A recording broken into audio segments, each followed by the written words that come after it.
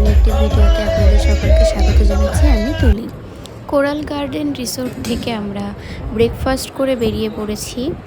আমরা এখন যাব পোর্ট ব্লেয়ারে। আমরা এই রিসোর্টের রিসেপশনে বসে আছি গাড়ির জন্য।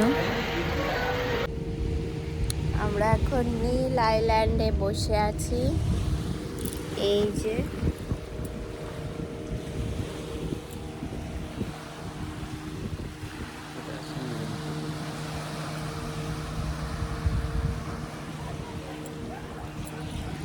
এখান থেকে আমাদের ক্রুজ রয়েছে 10:30টায়, আর আমাদের হোটেল থেকে বের করে দিয়েছে 8টার সময়।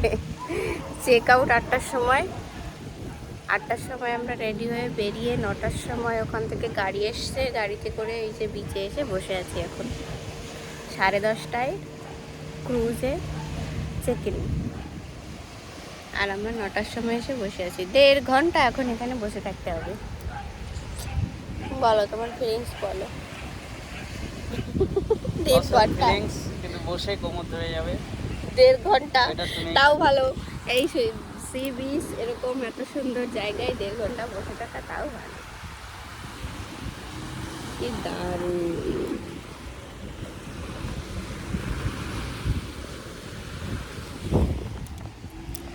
তারা এই যে কত ঘাস, ঘাস না তো কি গাছ কি জানে, সি বিচে হয়েছে। এবার এখানে একটা ফুল ফুটেছে, সেই ফুলটা আবার ইনি আমার জন্য কুড়িয়ে এনেছে।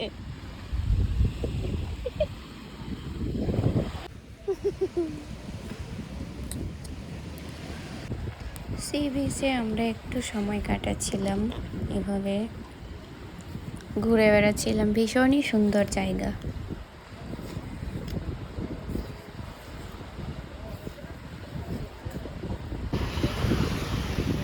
মেঘটা কি দারুণ!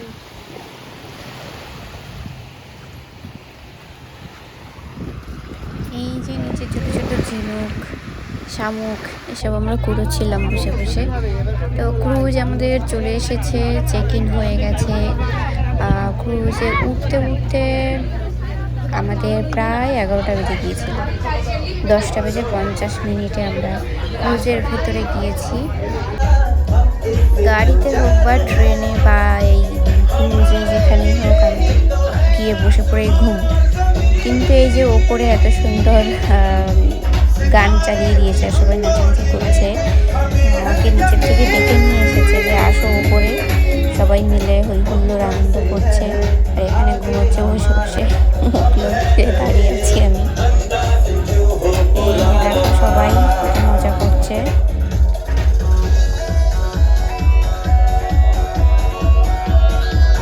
জলের কালারটা কি সুন্দর, দেখো জল আর জল চারিদিকে।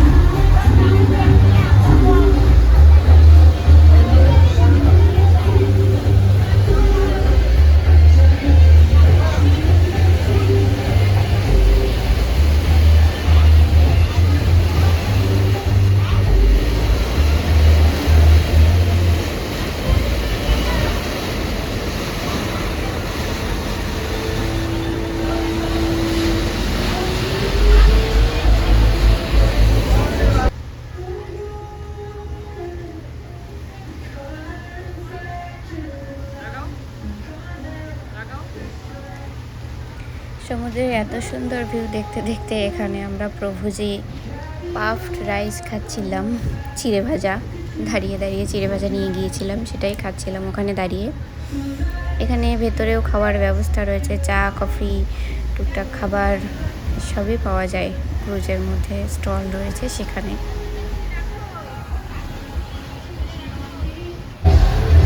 যে ওখান থেকে স্টল থেকে চা নিয়ে এসেছিল, তারপরে চা খাচ্ছিলাম, শুধু খাওয়া।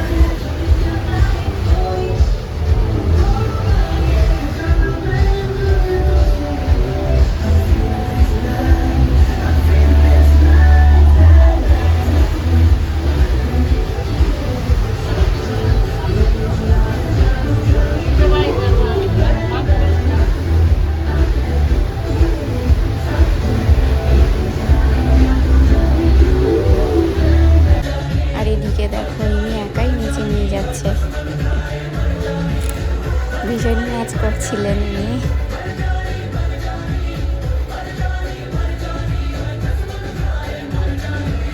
আমরা প্রায় পৌঁছে গিয়েছি, তাই আমাদের ছাদ থেকে সবাইকে নামতে বলছে।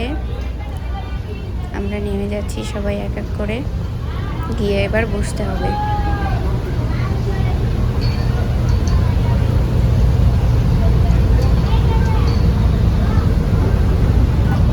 এই যে নালন্দা, এটা কলকাতা থেকে এসেছে। যারা কলকাতা থেকে জাহাজে করে আসতে চায় তারা এটাতে আসবে, আর এটা হচ্ছে মুম্বাই থেকে এসছে।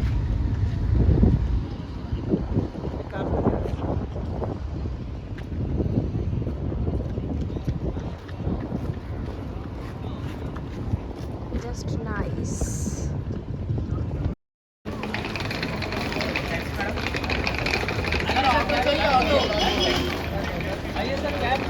এখানে বাইরে বেরিয়ে অনেকে গাড়ি, টোটো, অটো এসব নিয়ে দাঁড়িয়ে থাকে। যারা প্যাকেজ ছাড়া আসবে তারা অবশ্যই এখানে গাড়ি পেয়ে যাবে। আমরা যেহেতু প্যাকেজ নিয়ে এসেছিলাম তাই আমাদের আর নতুন করে গাড়ির দরকার হয়নি, গাড়ি আমাদের ওখানেই ছিল। আর এই যে আমরা হোটেলে চলে এসেছি, প্রথম দিন যে হোটেলটায় ছিলাম এসআর ক্যাসেল, সেখানেই চলে এসেছি। এখানেই আমাদের আজকের আবার থাকার স্থান। এখান থেকে আমরা লাঞ্চ আর স্নান সেরে চলে যাব এরপরে ওই জেলে। ওখানে প্রথম দিন লাইট অ্যান্ড সাউন্ড শোটা দেখা হয়নি, আজকে সেটা দেখব। প্রথম দিন আমাদের টিকিট পাইনি তার জন্য। আর এই যে আমরা অর্ডার করেছিলাম প্লেন রাইস, ডাল আর ডাক চিংড়ি, এটা দিয়ে গেল। এবার আমরা বসে খাবো। এই যে আমাদের রুম, প্রথম দিন এখানে সাজানো ছিল খুব সুন্দর, আজকে আর নেই। টাটা। খেয়ে দিয়ে রেডি হয়ে আমরা বেরিয়ে পড়েছি। শুরু হয় শোটা 5:30টা। এই জেলের যে বিল্ডিংগুলো রয়েছে, এই বিল্ডিংটা পুরোটা নিয়ে লাইট ফেলে একটা 45 মিনিটের একটা ভিডিও সেটা দেখানো হয়। মানে গায়ে পুরো কাটা দিয়ে ওঠে দেখার পরে। এখানে গিয়ে কেউ এটা যাতে মিস না করে সেটাই বলবো। ভীষণই ভালো লাগবে। সবাই এখানে অপেক্ষা করছি। সামনে একটা পার্ক আছে, সেই পার্কে। তারপরে আমরা যখন সময় হয়েছে ভেতরে ঢুকে বসে পড়েছি। এই যে বিল্ডিং, এই বিল্ডিংয়ের গায়ে আলো ফেলে দেখানো হবে। ক্যামেরা যেহেতু অ্যালাউ নয় সেহেতু আমি দেখাতে পারিনি, কিন্তু যদি কেউ যাও এটা অবশ্যই দেখো। এই যে জেলটা রয়েছে, এখানে কয়েদিদের উপরে যে অত্যাচার করা হতো তার উপরেই এই ভিডিওটা। তো আমাদের শো আজকের মতো শেষ, এবার আমরা চলে যাচ্ছি। ভিডিওটাও এই পর্যন্ত, দেখা হবে পরবর্তী কোনো ভিডিওতে। ততক্ষণ সবাই ভালো থেকো, টাটা।